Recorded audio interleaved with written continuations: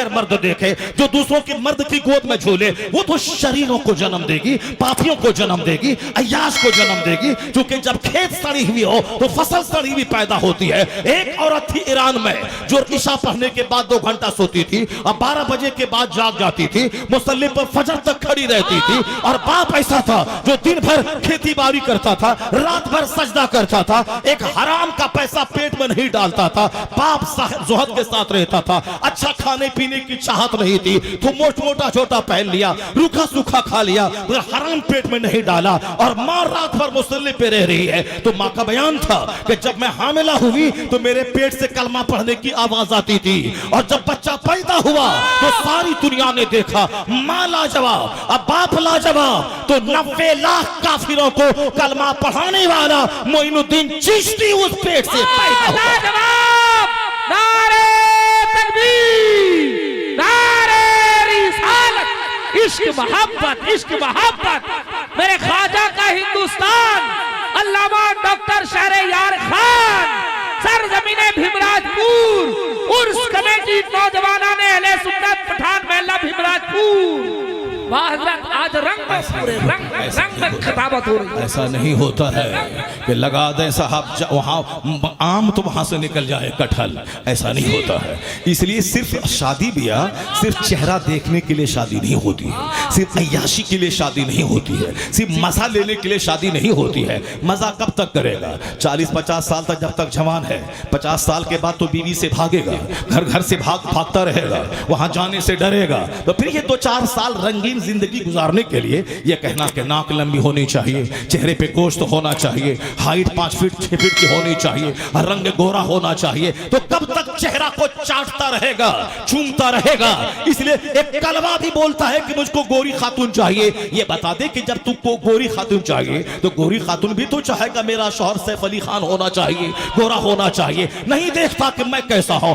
एक नशा है, लड़की खूबसूरत होनी चाहिए, लड़की खूबसूरत होनी चाहिए, लड़की खूबसूरत होनी चाहिए। और जब शादी करके लाता है और इससे ज्यादा खूबसूरत इसका छोटा भाई होता है तो इसको ठगना दिखा के उसके साथ भाग जाती है, इसके दोस्त के साथ भाग जाती है। तो इसलिए जो मुस्तफा की शरीयत के खिलाफ कदम उठाएगा उसे तो रोना पड़ेगा, उसे तो भागना पड़ेगा, उसे तो तबाह होना पड़ेगा। हुजूर ने कहा था शादी में सिर्फ चेहरा मत देखना, शादी औलाद के लिए होती है। तो औलाद अगर तेरी नक्कटी पैदा हो जाए, औलाद तेरी कनकटी पैदा हो जाए, औलाद तेरी शराबी पैदा हो जाए तो कितना दर्द होगा। तो औलाद से कल्ब को ठंडक मिलती है। तो औलाद अच्छी पैदा हो उसके लिए अच्छी जमीन, अच्छी माँ का सिलेक्शन कर। तो सिर्फ चेहरा मत देखना, उसका कैरेक्टर देख, उसका बैकग्राउंड देख, उसके अहवाल देख, उसका तकवा देख, उसकी परहेजगारी देख। डीएलएड मत देखना, मैट्रिक मत देखना, एमएड मत देखना, ग्रेजुएट मत देखना इसे सूरह यासीन याद है कि नहीं, सूरह मुज़म्मिल याद है कि नहीं, सूरह दुखान याद है कि नहीं, नमाज़ी है या नहीं, परहेजगार है या नहीं। अगर नेक औरत लाएगी तब तेरा बच्चा गुलाम हुसैन पैदा होगा, गुलाम हसन पैदा होगा, गुलाम अब्दुल कादिर जिलानी पैदा होगा। जब बाप होगा मुफ्ती नकी अली खान और माँ होगी तहज्जुद गुज़ार, तब बेटा अहमद रजा का पैदा होता है। लाजवाब, वाह वाह वाह वाह, क्या रंग और तकरीर। अल्लाह आपको सलामत रखे हजरत मुफ्ती साहब, अल्लाह अल्लाह बेपनाह बरकतें अता फरमाए। वाह, तकरीर नहीं हो रही है, पूरा ऑपरेशन हो रहा है। बिल्कुल वाह।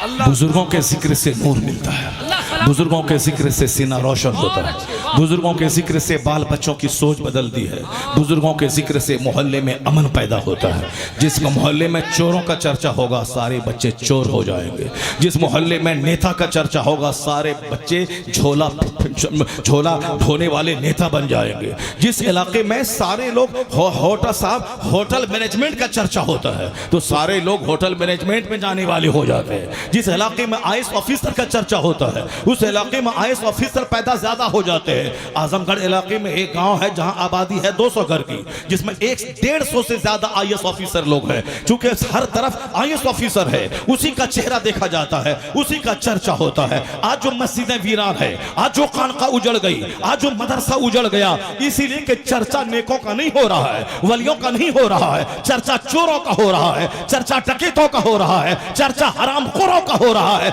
इसलिए हराम खोर बढ़ रहे हैं, जिनाकारी बढ़ रही है, शराब नोशी बढ़ रही है। अब दोबारा अपने घरों में चर्चा कर गौसे आजम का, चर्चा कर करीब नवाज का, चर्चा कर आला हजरत का, चर्चा कर मुफ्ती आजम हिंद का, चर्चा कर हुजूर मुजाहिद मिल्लत का, ताकि तेरा बेटा मुजाहिद मिल्लत तो नहीं होगा, अलबत्ता गुलामे मुजाहिद मिल्लत हो जाएगा, गुलामे आला हजरत हो जाएगा। लाजवाब लाजवाब, क्या पैगाम है। जिंदाबाद जिंदाबाद, लाजवाब। बुजुर्गों का उर्स धागा बांधने के लिए नहीं होता है, बुजुर्गों का उर्स धागा बांधने के लिए नहीं होता है, बुजुर्गों का उर्स चादर में चादर जोड़ के 1 किलोमीटर दूर तक चादर का जुलूस निकालने के लिए नहीं होता है। वो साहब उसको एक अलग ढंग दे दिया लोगों ने, उल्हाबान का ढंग दे दिया, साहब कब्र के हुस्न का रंग दे दिया, लोगों ने धागे का रंग दे दिया, लोगों ने तागे का रंग दे दिया, लोगों ने कब्र के तवाफ का रंग दे दिया। जिस तरह गैर मुस्लिम वो अपने बुतों का तवाफ करता है, उसी तरह यहाँ कब्र का तवाफ हो रहा है। जिस तरह वहाँ गैर मुस्लिम बुतों को सजदा करता है, उसी तरह यहाँ सजदा कर रहा है। एक गैर मुस्लिम, एक बदअकीदा वहाबी खबीस मरदूद, अभी 10-15 दिन पहले और ट्रेन में मैं भी सवार था एसी 2 टायर में, और वो खबीस मरदूद भी था और एक गैर मुस्लिम हिंदू बैठा हुआ था। हिंदू उसमें दोनों में बात होने लगी। ये बदतमीज वहाबी क्या उसे कहने लगा, आप लोग दुर्गा को मानते हैं। वो बोला कि तुम अजमेर गए हो। हिंदू जैन बोला तुम अजमेर गए हो? कहा हाँ हाँ अजमेर गया हो, मगर दरगाह गए हो? वो जैन बोला हिंदू दरगाह गए हो? ये बोला मैं दरगाह उर्गा नहीं जाता हूँ। दरगाह में दुर्गा में क्या फर्क है? दरगाह में दुर्गा में क्या फर्क है? मैं असर की नमाज पढ़ने के बाद अपनी सीट पर बैठ करके कुछ पढ़ रहा था, जब ये बोला कि दरगाह और दुर्गा में क्या फर्क है, मुझको रहा नहीं गया। को मैंने कहा उनसे, तुम जैसे बदतमीज किस्म के लोग ऐसे ही बात करोगे तुम? बोले में शर्म नहीं आती तुमको कि दरगाह और दुर्गा में क्या फर्क है? मैंने उस हिंदू से कहा कि ये बताओ कि तुम दुर्गा को क्या मानते हो? बोला वो दुर्गा हमारा भगवान है, दुर्गा को हम भगवान मानते हैं। मैंने कहा इससे पूछिए आपको कि दरगाह में क्या होता है? दरगाह में एक कब्र है, उस कब्र पे लोग जाते हैं, वहां फातिहा पढ़ते हैं, उनके वसीले से दुआ मांगते हैं। क्या लोग उसको खुदा कहते हैं? लोग उसको खुदा मानते हैं? जब खुदा नहीं मानते हैं तो मैंने कहा खबीस, तुमने दरगाह और दुर्गा को एक कैसे कह दिया? सटपटा सा गया वो खबीस मरदूद गैर मुक़ल्लिद वहाबी था। बिल्कुल मैंने ऐसे ही कहा कि तुम जैसे लोगों को शर्म नहीं आती है कि दरगाह और दुर्गा को तुमने एक कैसे कह दिया? दुर्गा को वो खुदा मानता है, उसके सामने सजदा करता है, लेकिन ये दरगाह है, ये दरगाह जो अल्लाह का वली आराम होता है, उसको कोई खुदा नहीं मानता है, बल्कि खुदा तक पहुंचने का वसीला मानता है। इसलिए जिनके पास सड़ी हुई अकल होती है वह खबीस मरदूद दरगाह को दुर्गा समझता है। इसलिए एक कौम मुस्लिम किसी दरगाह पे जा तो सजदा करना हराम है, ताकि लोग ये न समझ ले इसकी इबादत कर रहा है। वहां तवाफ करना हराम है, ताकि लोग ये न समझे इसकी इबादत कर रहा है। आला हजरत ने 100 साल पहले कहा था, जब दरगाहों पे जाओ 4 हाथ दूरी पे रह और उसको हाथ मत लगा। तवाफ करना हराम, सजदा करना हराम, 4 हाथ दूरी पे रह। कुरान में से जो याद है पढ़, उसकी रूह को सवाब पहुंचा, उनके वसीले से अल्लाह से दुआ कर, फिर मुअद्दब होकर वापस तू पलट जा। अगर आला हजरत के पैगाम पर अमल किए होते तो इस खबीस को उस दरगाह को दुर्गा कहने की हिम्मत न होती। तो हमने सुन्नियत को बदनाम किया। इसलिए ए सुन्नी, आज आला हजरत के मसलक पर अमल कर, दरगाहों पे सजदा मत कर, दरगाहों का तवाफ मत कर, हिंदुओं की तरह धागा मत बांध, हिंदुओं की तरह तागा मत बांध। वहां 4 हाथ दूरी पे रह, अपनी माँ बहन बेटी को वहां मत ले जा। औरतों की हाजिरी से मंदिरों की याद आती है, औरतों की हाजिरी से तकद्दुस पामाल होता है, दरगाह मीटिंग पॉइंट बन जाता है। इसलिए आला हजरत के फतवे पर अमल कर, ये वहाबी खबीस ये दम तोड़ जाएगा, हर तरफ सुन्नियत की बहारें पैदा हो जाएंगी। लाजवाब। नारे तकबीर, नारे रिसालत, फैजाने आला हजरत, खानदाने आला हजरत, फैजाने सरकार मुजाहिदे मिल्लत, शहंशाहे खिताब। हमने आला हजरत के फतवे को ताक पे रख दिया। नतीजे में आज काफिरों को ये कहने, इन बदअकीदों को कहने का मौका मिल गया है कि एक साहब गैर मुस्लिम एक पड़ा हुआ बुत को पूछता है और ये सुन्नी गैर मुस्लिम खड़ा बुत को पूछता है और ये सुन्नी पड़े हुए बुत को पूछता है। या इसीलिए उसको कहने का मौका मिल गया कि हमारी औरतें वहाँ जाके आंचल फैला फैला करके वहाँ सजदा करके वहाँ हाथ से रगड़ करके वो बेटा बेटी मांगती हैं। मैं कहता हूँ ए मेरी माँ बहन, तुम सुन ले कि तुम्हारे लिए मॉडल मुस्तफ़ा की बेटी फातिमा ज़हरा है। उनका बेटा हुसैन बीमार पड़ गया तो सैयदा फातिमा अपने बाप की कब्र पे रोज़े रसूल पे नहीं आई कि मेरा बेटा अच्छा हो जाए, क्योंकि वह मुस्तफ़ा की बेटी थी, आका अलैहिस्सलाम की शहजादी थी। उन्होंने नजर मांगी, इलाही मेरा बेटा अच्छा हो गया, मैं 3 रोजे रखूंगी। हसनैन बीमार थे, अच्छे हो गए। सैयदा फातिमा रोजा रख रही है, उनकी कनीज फिजा रोजा रख रही है, हजरत मौला अली भी रोजा रख रहे हैं। और रोजा रख रहे ऐसे रोजा रख रहे हैं कि यहूदी के घर से आटा लाके रोटी तैयार होगी और इफ्तार के लिए बैठे एक कैदी ने आवाज दे दी, ए मुस्तफा के घर वाले कैदी हैं, इसको खिलाओ। सारी रोटी उठा के कैदी को दे दी गई, फिर पानी पी के इफ्तार किया और फिर दूसरा रोजा चालू है। दूसरे दिन इफ्तार के लिए बैठे, एक यतीम आ गया, ए नबी के घर वाले हमें खिलाओ, मैं बहुत दिन से भूखा हूं। सारी रोटियां उठा के फिर उसको दे दी गई, फिर भूखे रह गए, पानी पे इफ्तार किया। अगला तीसरा रोजा चालू है। तीसरे रोजे के इफ्तार के टाइम में फिर एक शख्स आया, कहा मैं मिस्कीन हूं, ए नबी के घर वाले मुझको दे दे। यतीम, मिस्कीन और कैदी तीनों दिन रोटियां उठा के उनको दे दी गई। आसमान पे धूम मची है। मुस्तफा के घर वाले किस कदर रोजा रखते हैं, किस कदर फाका करते हैं, किस कदर गरीबों मिस्किनों यतीमों का ख्याल करते हैं। आयत करीमा लेके जिब्रील उतर गए। यूफूना बिन नज़्र, ये लोग नजरें पूरी करते हैं। वयुतइमूना ताम अला हुब्बिही यतीमों व मिस्किनों व असीरा, ये मुस्तफा के घर वाले यतीम, मिस्किन और कैदी को खिलाते हैं। उसके बाद कहते हैं इन्नमा नुतइमुकुम लिवजहिल्लाह ला नुरीदु मिनकुम जज़ाअन वला शुकुरा, हम अल्लाह की मोहब्बत में तुझको खिलाते हैं, लफ्ज़ शुक्रिया भी तेरी जबान से सुनना नहीं चाहते हैं। ये सारा अज अल्लाह से मांगते हैं। मुस्तफा के घर वाले भूखे रहकर गरीबों मिस्किनों को पालते हैं। नबी लाजवाब, नबी का घर वाला लाजवाब, नबी की बेटी फातिमा लाजवाब। अगर तू भी लाजवाब बनना चाहती है ना, दरगाह पे मत आ, धागा मत मार, धागा मत मार, मुफस्सली से फातिमा बनकर जब कोई जरूरत हो तो 3 रोजे की मिन्नत मांग ले, 10 रिकात नफल की मिन्नत मांग ले। अगर ऐसा होगा तो तेरी ज़रूरत भी पूरी होगी, खुदा की इबादत भी हो जाए। जवाब नारे तकबीर, नारे रिसालत, पैगाम इस्लाम, अल्लामा मुफ्ती शहरयार साहब किबला। बुजुर्गों के जिक्र से दिलों को नूर मिलता है, बुजुर्गों के जिक्र से दिलों को चैन मिलता है, बुजुर्गों के जिक्र से नेक बनने का जज्बा पैदा होता है। आज हमारे बच्चे बिगड़ गए, आज हमारी बेटियां बिगड़ गई, आज हमारे मर्द बिगड़ गए। सब लोग ये समझते हैं कि मैं साहब जितनी दौलत जमा कर लूं उसी में कामयाबी है, उसी में वह टिस्मार खां बना हुआ है कि जितनी दौलत हमको हो जाए। दौलतमंद के घर में शराब, वो गरीबों को हकीर समझता है, मौलवियों को हकीर समझता है। ये मौलवी क्या जानने गए, इसको जन्नत की पड़ी है, सारी दुनिया को दुनिया की पड़ी है। इसलिए अल्लाह तबारक व तआला गाहे बाहे वक्फे वक्फे से 10 साल 20 साल छूट देता है, कुछ नहीं करता है। लोग शराब पिए, ज़िना करें, खूब दौलत जमा करें। अल्लाह तबारक व तआला जब देखता है कि बंदों का घमंड बढ़ गया, दौलत की चाहत बढ़ गई, दुनिया दौलत कमाने के लिए आखिरी हद तक लोग पहुंच जाते हैं। जैसे बहुत सारे लोग अपने बाप को ज़बह कर देते हैं ताकि बाप की दौलत पे हमारा कंट्रोल हो जाए, अपने भाई को ज़बह कर देते हैं ताकि बाप की दौलत में हिस्सेदार बना बन जाए। यानी दौलत का जो रसिया हो जाता है, जो दौलत का गुलाम हो जाता है, वही ना नमाज छोड़ेगा ताकि हमारा कारोबार ठप ना हो जाए। वह नमाज पढ़ने के लिए जाएंगे, आधा घंटा लगेगा, आधे घंटे में घर हक लौट के चला जाएगा। तो फिर यही साथ दुनिया ने ही मस्जिदों को उजाड़ दिया, दुनिया की चाहत ने ही जलसों को उजाड़ दिया। वो तो आपके बाप माँ अच्छे थे कि उसकी अच्छी औलाद आप हैं, ये बगैर दुनियावी फायदा के यहाँ 1000 की तादाद में बैठे हुए हैं। लेकिन आज जो बच्चे जिस तरह से जी रहे हैं, या जोकर जो जिस तरह से बाल रख रहे हैं, जिस तरह से धागा पहन रहे हैं, जिस तरह से पाँव में कड़ा डाल रहे हैं, जिस तरह से जोकरों की तरह बाल रख रहे हैं, जिस तरह 24 घंटे जुबान में गुटखा रख करके अपने मुंह को कैंसर की दावत दे रहे हैं, ये बताइए ये कैंसर से पीड़ित बाप की औलाद कैसी होगी, इनका बच्चा कैसा होगा। आपका बाप तो आलिम का हाथ चूमता था, आपका बाप तो आलिम के हाथ से सूटकेस लेके बहुत दूर तक चलता था, आपका बाप मुजाहिदे मिल्लत को वहां से बैल हटा के अपने कांधे पर उनकी पालकी लेके चलता था,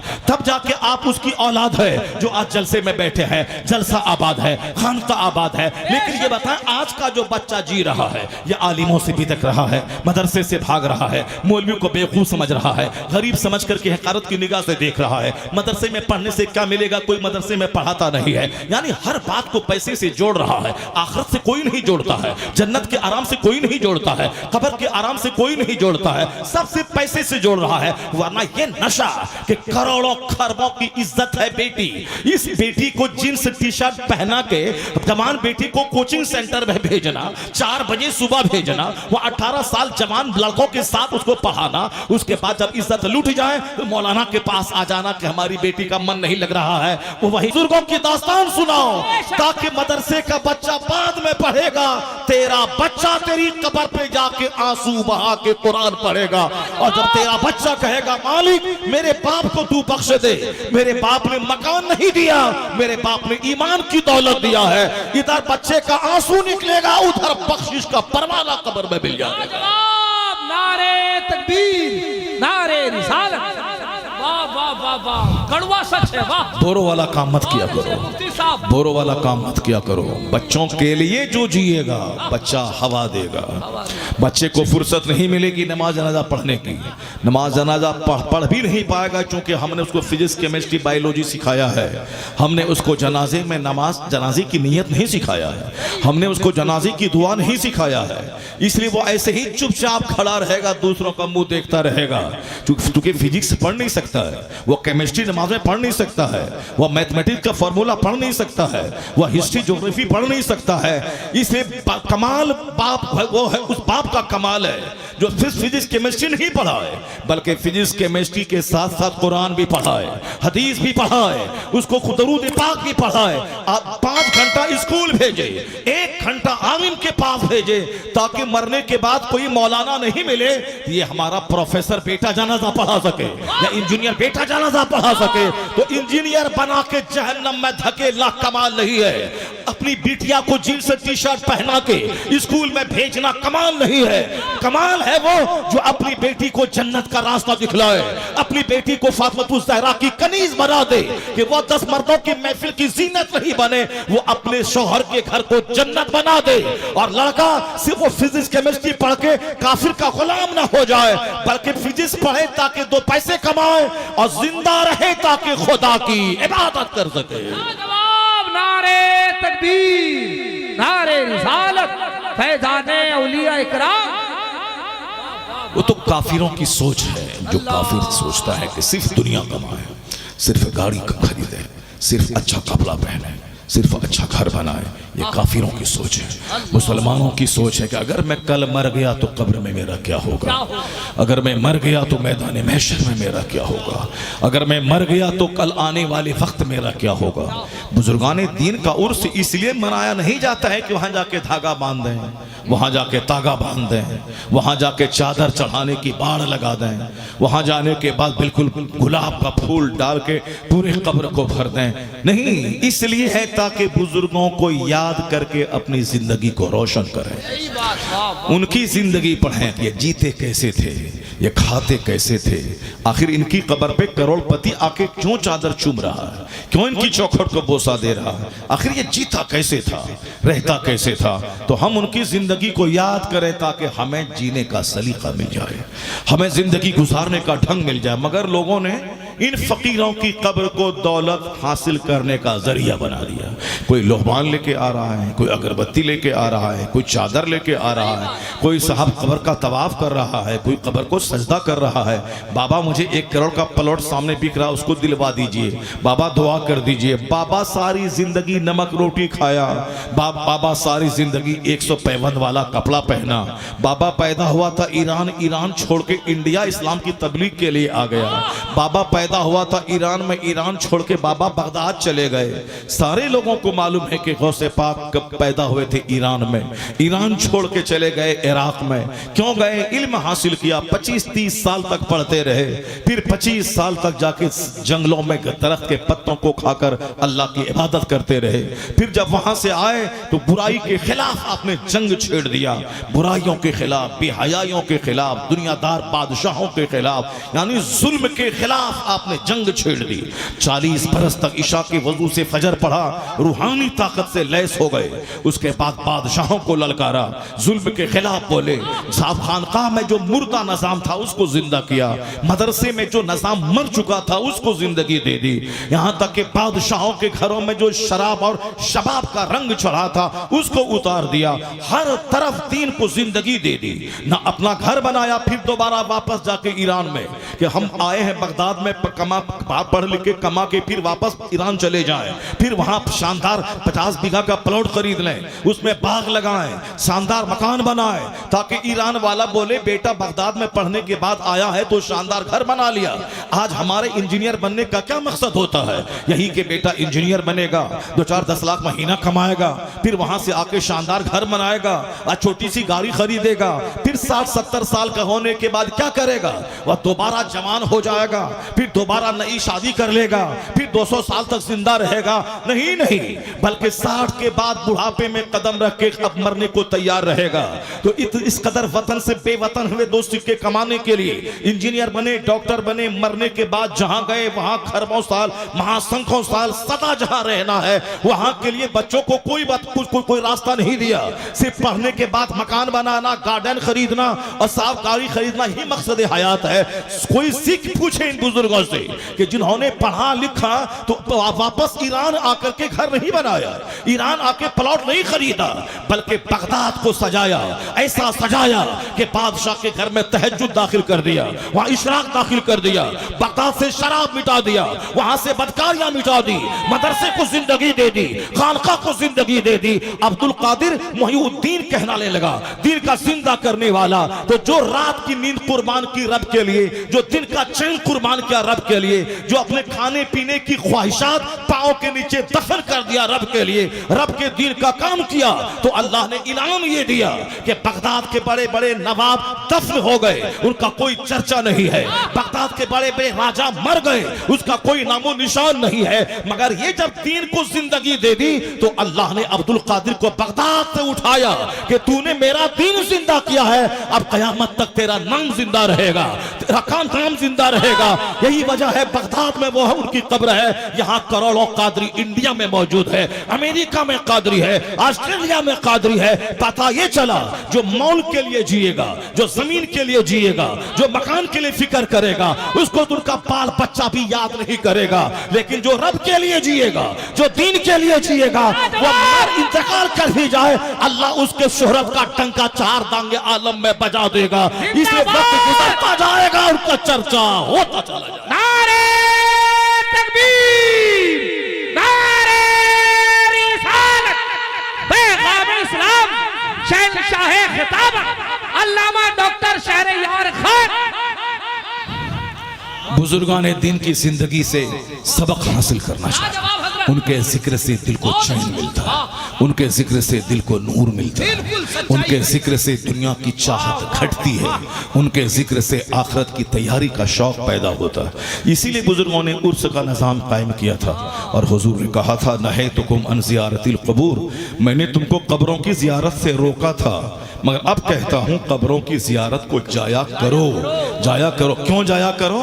फ़इन्नहा तुज़हिदु फ़िद दुनिया व तुज़क्किरुल आखिरा, इसलिए कि यहाँ जाने से आखिरत याद आएगी।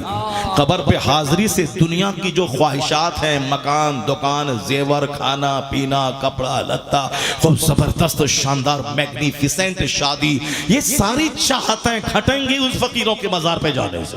लेकिन इन फकीरों की कब्र पे आज जाने के बाद चाहतें जवान हो जा रही हैं कि खूब माल चाहिए, खूब दौलत चाहिए। वो अजमेर गया अरबपति हो गया, वो बरेली गया खरबपति हो गया, वो धामनगर शरीफ गया वो 5 गाड़ी वाला हो गया। जो सारी ख्वाहिशात को मिटाया दीन की खातिर, उनकी कब्र पे जाके दुनिया की भीख मांगी जा रही है। अगर मिल गया तो बाबा बहुत बड़ा है, और नहीं मिला तो बाबा कौड़ी के 3 है। धामनगर से मिल गया तो बाबा मुजाहिदे मिल्लत है, और नहीं मिला तो कुछ भी नहीं है। वो वहां मुराद पूरी नहीं होती है। क्या मतलब? ये दुनिया का तलबगार ये तय कर रहा है कि ये बाबा पहुंचा हुआ है या बाबा पहुंचा हुआ नहीं है। ये समझ ले, जो धामनगर गया, जो अजमेर गया, जो बरेली गया, जो बगदाद गया, माल के लिए गया, तो समझ ले कि वो तबाह हो बर्बाद हो गए। भी जहर खा के नहीं मरेगा। यहाँ तो ख्वाहिशात बढ़ जाती हैं, मुकाबला दूसरों से होता है। सामने वाला फॉर्च्यूनर खरीदा है, मेरे पास डिजायर है, तो डिजायर फॉर्च्यूनर के सामने कोई हैसियत नहीं रखती है। मैं तो गरीबों की कार पे हूँ, वो तो फॉर्च्यूनर 55 लाख के लिए आया है। मुझको उसका मुकाबला करना है, चाहे लोन लेना पड़े, चाहे तक कर्जा लेना पड़े, चाहे जमीन बेचना पड़े, कुछ भी हो मुकाबला करना है। तो अब जब मुकाबला तुम करोगे, तुम्हारा चेहरा तो हल्का होगा, चेहरा तो काला होगा, ब्लड प्रेशर हाई तो होगा, शुगर की मर्ज तो होगा, बेशुमार बीमारियां, हार्ट तो खतरे में पड़ेगा, बाईपास सर्जरी की नौबत तो आएगी। क्योंकि जो ज्यादा दुनिया के लिए लालायित रहता है उसको बाईपास सर्जरी करवाना पड़ता है, उसको साफ खतरनाक बीमारी से जूझना पड़ता है। इतना कर ले कि उसको फॉर्च्यूनर मुबारक हो। मेरे पास तो साइकिल नहीं थी, मेरा बाप तो पैदल चलता था।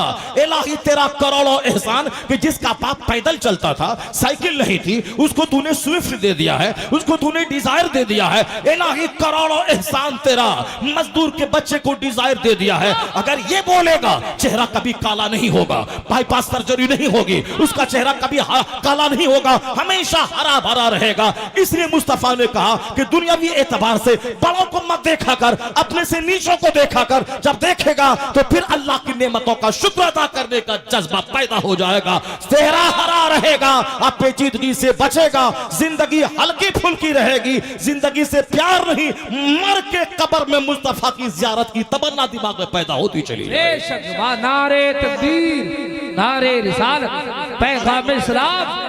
यहाँ जो लोग कहते हैं अभी नहीं मरूं, अभी बच्चा छोटा है, बुखार होने के बाद मौत नजर आती है, पेट पाँव में कांटा चुभा तो मौत नजर आती है, ये सारी बातें इसलिए हैं कि मरना नहीं चाहता। और अक्सर आदमी के दिमाग में मरने का डर सता रहा है। मैं मर जाऊं तो मेरा प्लान अधूरा रह जाएगा, मैं अभी मर जाऊं तो मेरी बेटी की शादी कौन कराएगा, मैं मर जाऊं तो क्या होगा। ये मर जाऊं मर जाऊं मर जाऊं, इसी ने सबका चेहरे की रौनक को छीन लिया है। और हुजूर ने क्या कहा कि ऐ लोगों, एक जमाना ऐसा आएगा कि दुनिया की सारी कौमें तुझको खाने के लिए दौड़ेंगी, नोचने के लिए। और सब इस दस्तरखान बिछाने के बाद जैसे लोग कहते हैं आओ खाना खाओ, और सारे खाना खाने वाले दस्तरखान की तरफ दौड़ते हैं, उसी तरह दुनिया की सारी काफिर कौमें मुसलमानों को खाने के लिए दौड़ेंगी। यहूदी बोलेगा नसरानी इसे खाओ, नसरानी बोलेगा मुशरिक इसे खाओ। यह अबू दाऊद शरीफ की हदीस है, सरकार का फरमान है, जबरदस्त हदीस है, यह कमजोर ज़ईफ हदीस नहीं है। क्या कहा सरकार ने कि सारी कौमें एक दूसरे को तेरे खिलाफ आवाज देंगी, आओ मुसलमानों को निगल जाओ, चट कर जाओ। जैसे आज देख लीजिए साहब, इसराइल का यहूदी जिसको पखाना करने का ढंग नहीं मालूम है, वो फिलिस्तीन के बच्चों, बूढ़ों, औरतों, मजलूमों, माजूरों पर क्या जुल्म ढाया है। गजा को खंडर बना के रख दिया है। वहाँ के लोग सामियाना डाल के रह रहे हैं, हॉस्पिटल नहीं है, वहाँ स्कूल नहीं है, बच्चे क्या खाएंगे, क्या रोजगार होगा। दुनिया का कोई मरदूद उसके खिलाफ बोलने को तैयार नहीं है। यहाँ तक कि वो जो दादा बनते हैं अमेरिका, उस खबीस मरदूद को अपने यहाँ बुला करके गाजा खाली करने का प्लान तो दे रहा है, लेकिन ये नहीं कहता कि मरदूद तुमने गाजा उजाड़ा क्यों। हमास ने तुझ पर बम गिराया था, हमास ने तेरे लोगों को कैदी बनाया था, तो हमास को तू मारेगा कि हमास के नाम पे तुमने 50,000 औरतों को मार दिया, तुमने बच्चों को मार दिया, तुमने सारा शहर उजाड़ दिया। वो खबीस मरदूद अमेरिका वो इसराइल के उस सदर को पूछ नहीं रहा है, ये कहता है कि चलो गाजा के सारे लोगों को मिस्र और जॉर्डन भेज दो और पूरी जमीन पे हम अपना कब्जा कर ले। यानी वो मरदूद उसको ये नहीं कहता कि तुमने जुल्म क्यों ढाया। सारे खबीस आपस में चट्टे बट्टे हैं। हुजूर ने कहा था कुल्लो कुफरिन मिल्लतुन वाहिद, आयत किताब में सारे काफिर एक मिल्लत पे हैं। कुरान कहता है वकालतिल यहूदु लैसतिन नसारा अला शै, यहूदी कहते हैं नसरानी 0/0 कुछ नहीं, नसरानी काफिर है। और नसरानी कहते हैं यहूदी काफिर है। कुरान में आया है यह दोनों एक दूसरे को काफिर कहते हैं। इसराइल में यहूदी, अमेरिका में क्रिश्चियन, ब्रिटेन में क्रिश्चियन, ये दोनों एक दूसरे को काफिर कहते हैं और एक दूसरे को मौका मिलने के बाद खूब पिटाई करते हैं। जैसे जर्मनी का हिटलर 50 लाख यहूदियों को ज़बह कर डाला था सेकेंड वर्ल्ड वॉर में। यह चंद लोगों को बचा हुआ छोड़ा था कश्ती में ताकि दुनिया में जहां चाहो रहो, तो किसी ने जगह नहीं दिया था कि नहीं ये लोग शरीर लोग हैं, जहां पनाह देंगे ये हम ही को काटना शुरू करेगा। मुसलमानों ने उनको जगह दे दिया फिलिस्तीन में। अब जगह दिया, अब इस 70 साल से मुसलमानों को ही ये डंक मार रहा है। तब लोग जानते हैं कि हिटलर ने क्यों 50 लाख को काटा था। इसकी की खसलत में है शरारत, बदतमीजी, नबियों का कत्ल करने वाली कौम है ये यहूदी। ये यहूदी नसरानी दोनों काफिर एक दूसरे को कहने वाले लोग हमको मिटाने के लिए एक हो गए। अमेरिका का ईसाई और इस्राएल का यहूदी, ये दोनों एक हो गए मुसलमानों को मार के खा जाना है, मुसलमानों को एक प्लेटफॉर्म पे आने नहीं देना, इसको आपस में तोड़ के रखना है और एक एक को चुन चुन के मारना है। पहले इसको तोड़ना है, इसको तुमको हम बचाएंगे, फिर उसको मारना है, फिर उसके मारने के बाद फिर इसको मारना है। पहले किस सद्दाम को मारना है, फिर कर्नल गद्दाफी को मारना है, फिर मिस्र के सदर को मारना है, फिर पहले ईरान को तबाह करने के लिए सद्दाम को हथियार देना है, फिर सद्दाम को मरवाने के लिए ईरान को सपोर्ट करना है, फिर उसके बाद ईरान को तबाह करने के लिए अब इसराइल के कंधे पे गन रख करके गाजा के बाद फिर ईरान को तबाह करना है। यानी यही काफिरों की सोच रही है। मैं कहता हूं ये बताइए, एक दूसरे को काफिर कहने वाले हमको मिटाने के लिए एक हो गए और एक हम है।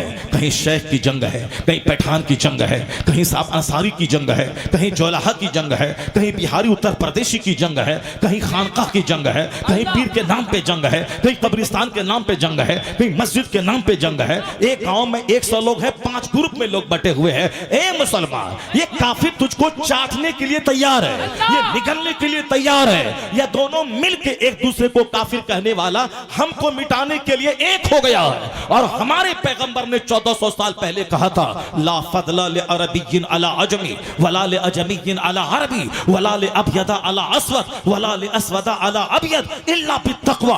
हुजूर ने कहा था अब इस्लाम आ गया है, जहालत मिट गई है, अब किसी अरबी को अजमी पर कोई फौकियत नहीं है, कोई गोरा काले पर फौकियत नहीं रखेगा, बल्कि अब जो जितना ज्यादा ईमान वाला होगा, तकवा वाला होगा, परहेजगार होगा, वही इज्जत पाएगा।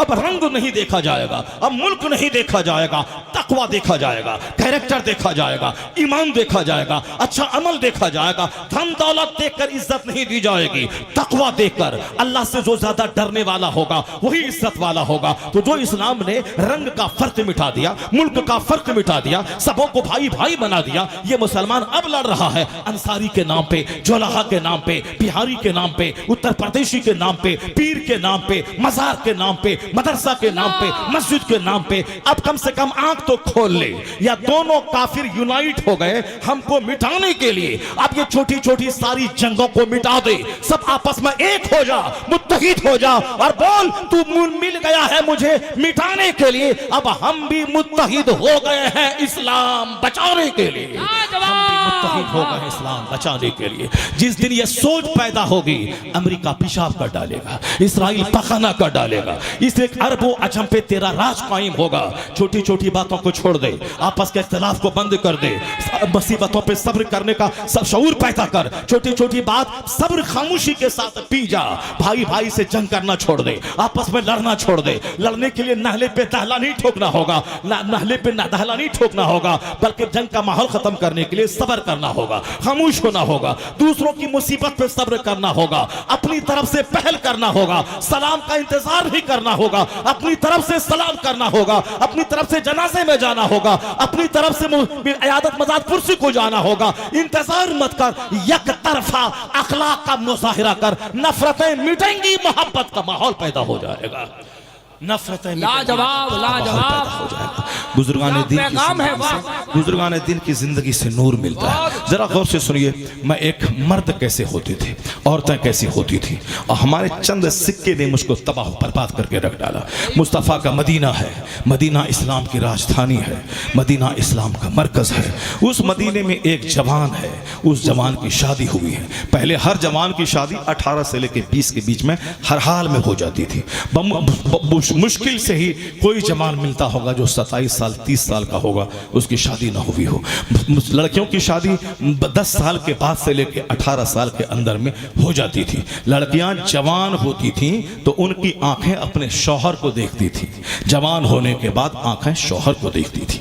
और यहाँ 50 मर्दों को पहले लड़कियां देख चुकी होती हैं, तब आ करके खंखड़ होने के बाद लास्ट में अपने शौहर का मुंह देखती है। ये बताएं कि उस वक्त में उनके शौहर के मुंह देखने का कि क्या लज्जत उसको मिलेगी, जो 50 मर्दों को पहले देख चुकी हैं। जवानी का जो क्रीम पीरियड है वह क्रीम पीरियड 10 मर्दों का मुंह देखने में गुजार चुकी हैं, और जब अधेड़ हो चुकी हैं तब वह शौहर का मुंह देख रही हैं। वहां सुकून कभी नहीं होगा, वहां कोई बहुत बड़ा कुतुब अब्दाल बच्चा कभी नहीं पैदा होगा। इस्लाम का नजरिया यही है कि बच्चियां जवान होती थी तो पहली नजर शौहर पे पड़ती थी, और ये इसलिए पहले शादी कम उम्री में हो जाती, 10 साल में हो गई, और जवान होने के बाद 15 साल में रुखसती हुई। शादी होने के बाद चूंकि जब वो जानती थी कि मेरा निकाह हो चुका है, अब वो अपने शौहर की अमानत है, वह इधर उधर चक्कर नहीं चलाती थी, वह ताक झांक करके दीवार में दूसरों को नहीं देखती थी, वह साहब 10 मर्दों की जीनत बनने के लिए महफिल में नहीं जाती थी। इसलिए वो जवान होती थी तो शौहर का मुंह देखती थी। वो जवान होने, मेरी बीवी खुद है, जब मेरी शादी हुई थी, मेरी बीवी शादी के टाइम में उसको मंथली कोर्स आया ही नहीं था, यानी वो हैज का जो पहला खून आता है उसको नहीं आया था। शादी होने के बाद तब उनको साहब मंथली कोर्स आया। मेरे जो ससुर थे अपने जमाने के बहुत बड़े मुफ्ती थे, हमारे पीरो मुर्शिद भी बहुत थे, खलीफे मुफ्ती आजम हिंद भी बहुत थे, और सरकार मुफ्ती आजम हिंद के खलीफा और बहुत बड़े मुर्शिद, बुखारी शरीफ तक हिदायतुन नहव से लेकर सारी किताबें हमको उन्होंने पढ़ाई है।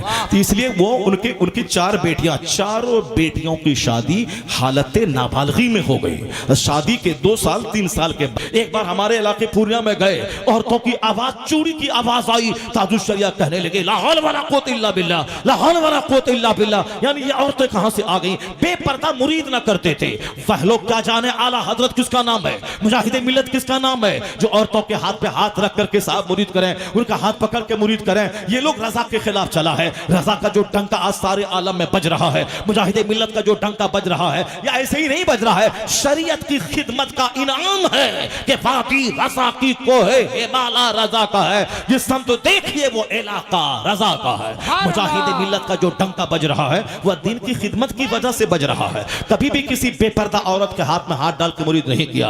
वो क्या जाने जो औरतों से रेप करता हो पीर बनता हो, जो औरतों से पांव हाथ दबवाता हो पीर बनता हो, जो जिना के केस करता हो और पीर बनता चाहता हो। दुनिया वाला कुछ टोके न टोके, अल्लाह तो देख रहा है। मुझ अल्लाह रब्बुल इज्जत का कहरो गजब तुझको जलील और रुस्वा करके रख देगा। इसलिए अब गुनाह करने के बाद बंदा कुछ एक नर्म हो जाए तो अपा इस्तिगफार करे, अल्लाह के हुजूर आंसू बहाए और नेक लोगों पे कीचड़ उछालना छोड़ दे। मैं कहना चाहता हूँ बस ये है कानून शरीयत कि जिसके बनने की तमन्ना किया था वह उसके घर में घुसे, उनको तो खुश होना चाहिए था, वेलकम करना चाहिए था। मदीने के शेखुल हदीस मेरे घर में आ गए, कहा नहीं, कहा हुजूर आप मेरे घर में कैसे आ गए, बगैर पूछे कैसे आ गए। अब वह शेखुल हदीस मदीना कहते हैं कि ये बताइए ये तो मेरा घर है, आप कैसे आ गए, आप कैसे आ गए, ये तो मेरा घर है, आप कैसे आ गए। उन दोनों में तकरार होने लगी।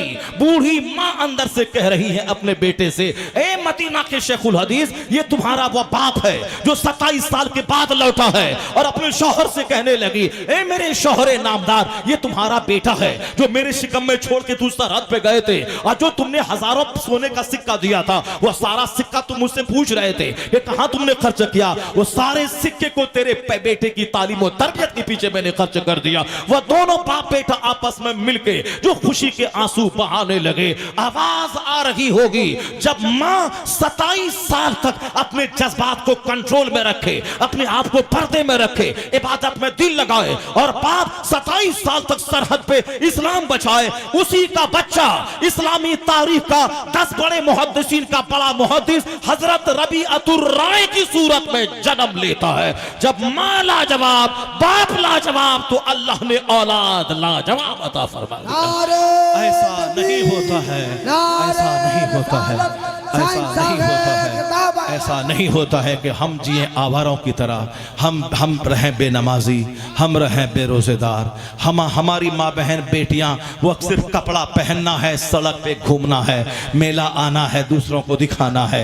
ये अभी रात में जहां मुरादाबाद में मैं था, साहब हर तरफ औरतों की मंडी, खूबसूरत साहब सूट की दुकान, औरतों के कपड़े की दुकान, औरतों का टेलर मास्टर, भुवनेश्वर में, कटक में, यानी ये औरतें जो पर्दे में रहने वाली थी आज इसके नाम पे टेलर की दुकान चमक रही है। सारा मार्केट मर्द पंजाबी खोजते हैं, कुर्ता कहीं नहीं मिल रहा है, साहब हर तरफ सूट की दुकान है, हर तरफ सूट की दुकान है। ये तुमने बढ़ाया है, औरतों को कंट्रोल में रखना होगा। बच्चा बोले मैं आग में हाथ डालूंगा तो ये प्यार नहीं है, यह दुश्मनी है कि बच्चा आग की तरफ हाथ बढ़ा रहा है, अब बाप उसका प्यार के मारे देख नहीं मेरा बेटा है हाथ बढ़ा रहा है तो क्या हो गया, उसका जल के हाथ जल के राख हो जाएगा। औरत कमजोर होती है, बच्चा कमजोर होता है, बूढ़ा कमजोर होता है। इसलिए बूढ़े की सब सारी जिद नहीं माननी है। बूढ़ा बोलेगा नदी में कूदेंगे, बच्चा कूदने नहीं देगा। बच्चा बोलेगा आग में कूदेंगे, बाप कूदने नहीं देगा। ठीक उसी तरह औरतें कमजोर होती हैं। औरतों के चेहरे पे दाढ़ी नहीं है, औरतों का दिल कमजोर, औरतों का चमड़ा कमजोर। अब जो बोलेगा ना वो बीवी है उसको आजादी देनी चाहिए, वो जुल्म है औरतों के साथ। औरतों पे औरतों को पर्दे में डाल। अल्लाह कहता है वो तुम घर में ठहरी रहो। अल्लाह कहता है कि तुम चादर, अपनी मोटी चादर अपने चेहरे पे, अपने बदन पे डाली रहो। जब अल्लाह कह रहा, पैदा करने वाला कहता है, और तुम जो उनकी जिद पे घुटने टेक देगा, वह बोलेगी मैं फटा हुआ जींस पहनूंगी, मैं चुस्त टी शर्ट पहनूंगी, मैं अपने